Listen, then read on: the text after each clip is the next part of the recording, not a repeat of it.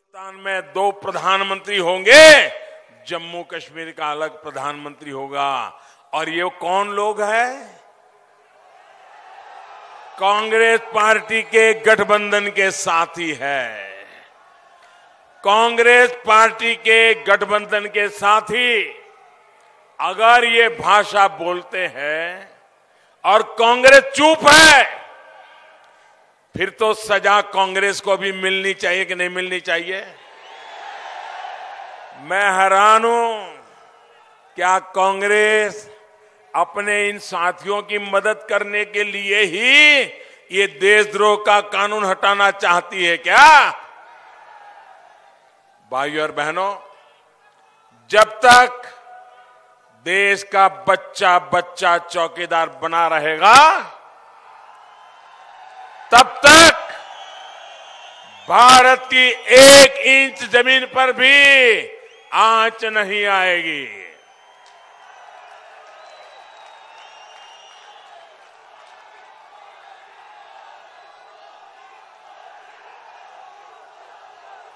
भाइयों बहनों,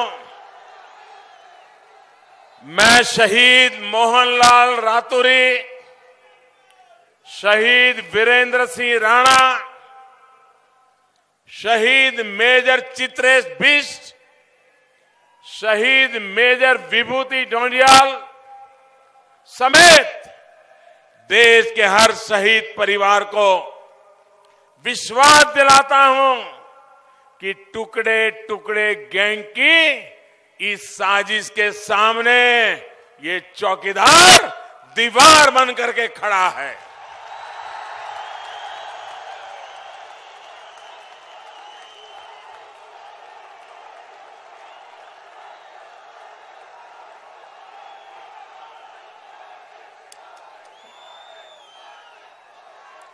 भाइयों और बहनों, कांग्रेस देश की सुरक्षा पर ही नहीं, हमारे गरीबों और मध्यम वर्ग पर प्रहार करने के सपने भी पाल रही है। 2 दिन पहले ही ये नामदारों के गुरु, इनके मार्गदर्शक, जो विशेष रूप से उनको जिताने के लिए अमेरिका से आए हैं, आने के बाद उनको पता चल गया है जिताने की बात छोड़ो, जमानत बच पाएगी कि नहीं बच पाएगी। और इन्होंने बड़ी हिम्मत के साथ और बड़े अहंकार के साथ टीवी के सामने ऐसी बातें की, इससे पता चलता है कि कांग्रेस के दिमाग में कौन सी साजिश चल रही है। आप सब चौंक जाइए, जाग जाइए। इनके गुरु ने जो कहा है, इसको लाइट मत लीजिए। उन्होंने कहा है मिडिल क्लास को धमकाया है, धमकाया।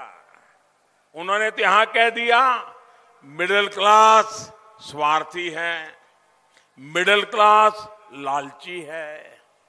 और कांग्रेस सोचती है कि आप अगर देश के लिए कुछ नहीं करते और सिर्फ मिडिल क्लास खुद का ही भला सोचता है। ये कांग्रेस के मुखिया टीवी के सामने बोल रहे हैं। और इसलिए आप पर, देश के मध्यम वर्ग पर टैक्स बढ़ाना, टैक्स लगाना, ये कोई गुनाह नहीं बनता है। ऐसी सोच से आप सहमत है क्या? ईमानदार मध्यम वर्ग को इस प्रकार से कुचलने की बातें आपको मंजूर है क्या? क्या देश के मध्यम वर्गीय समाज को खत्म करके देश चला सकते हैं क्या आप? अरे भाइयों बहनों, हमारा मध्यम वर्ग का व्यक्ति होता है जो कानून को मानता है, ईमानदारी से सरकार को जो भी देना पड़ता है वो देने में कभी चोरी नहीं करता है। भाइयों और बहनों, आज करीब 50 करोड़ गरीबों को आयुष्मान भारत योजना के तहत मुफ्त इलाज की सुविधा मिल रही है। तो उसके पीछे ये हमारा ईमानदार करदाता है, हमारा मध्यम वर्ग का परिवार है। देश के करीब 12 करोड़ किसान परिवारों को हर वर्ष 75,000 करोड़ रुपए बैंक खाते में पहुंचने शुरू हो गए हैं। तो वो भी हुआ है ईमानदार करदाताओं के कारण, मेरे मध्यम वर्गीय परिवारों के कारण। 7 करोड़ से अधिक गरीब बहनों को मुफ्त एलपीजी सिलेंडर मिला है, तो वो भी ये ईमानदार करदाताओं के कारण मिला है, मेरे मध्यम वर्गीय परिवार की उदारता के कारण मिला है।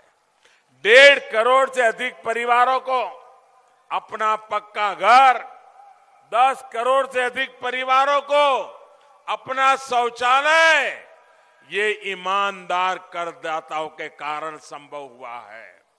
करोड़ों गरीब परिवारों को सस्ता राशन मिल पाता है, 2 टाइम वो पेट भर खाना खा सकता है, ये इन्हीं ईमानदार करदाताओं के कारण संभव है।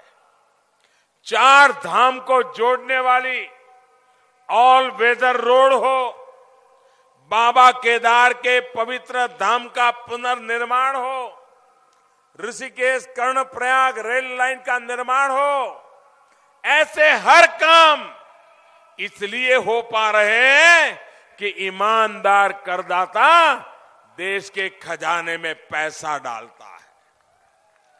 लेकिन कांग्रेस को यही ईमानदारी तो मुसीबत कर रही है, यही ईमानदारी से उनको नफरत है, जिसका शीर्ष नेतृत्व ही टैक्स छुपाने का आरोपी है, उसको टैक्स देने वाले ईमानदार मध्यम वर्ग के लोग स्वार्थी लगेंगे, और ये भाषा हिंदुस्तान का मध्यम वर्ग कभी स्वीकार नहीं करेगा।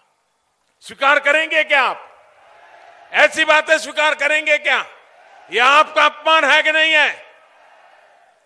भाई और बहनों, आपका ये चौकीदार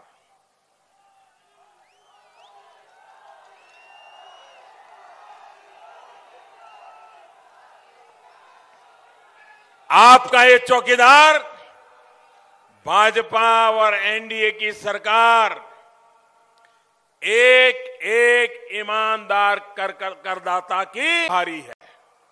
इसलिए हमने 5 लाख रुपए तक की टैक्सेबल इनकम को पूरी तरह जीरो कर दिया।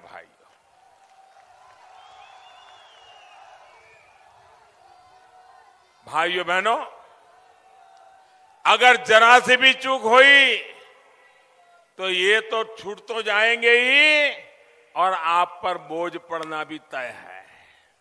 भाइयों और बहनों, भारतीय जनता पार्टी की और आपके इस सेवक की सोच बिल्कुल स्पष्ट है।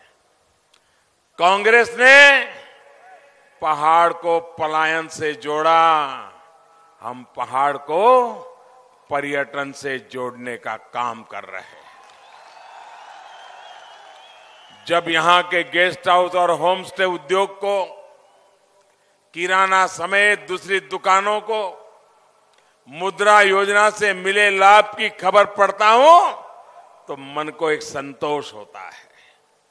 साथियों, 2021 में तो हरिद्वार में महाकुंभ का भी आयोजन होना है।